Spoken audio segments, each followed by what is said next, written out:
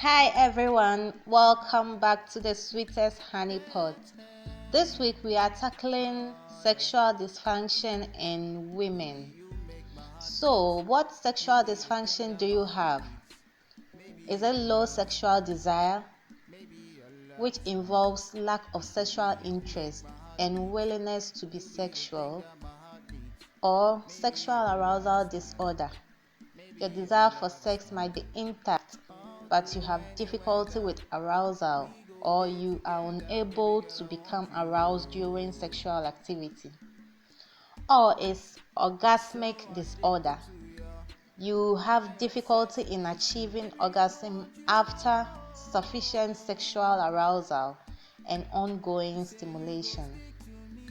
Or is it sexual pain disorder? You have pain associated with sexual stimulation or vaginal contact. All these ends today with wonder fruit called Snot apple, aka Goron Tula, Silky, kola. You will usually get this in its dry form because of preservation. So I'll show you how to eat this when it's dry. But before that, wash your hands under running water with soap. And let's get straight into the video. You first of all soak the silky kola in water for 2 minutes and then wash it very well before eating it. Because of its silkiness, it packs lots of dirt. So you have to soak it and then wash it very well, rinse it very well.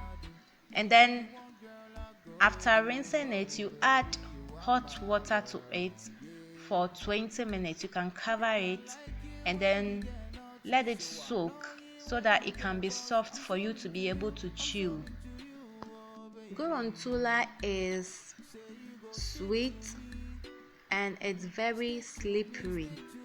Like when you are eating it, you feel like you are eating okra, ladyfinger.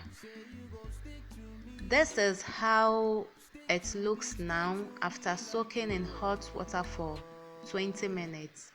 It's soft, tender, so you can chew it now. And look at how slippery it is. That's the seed.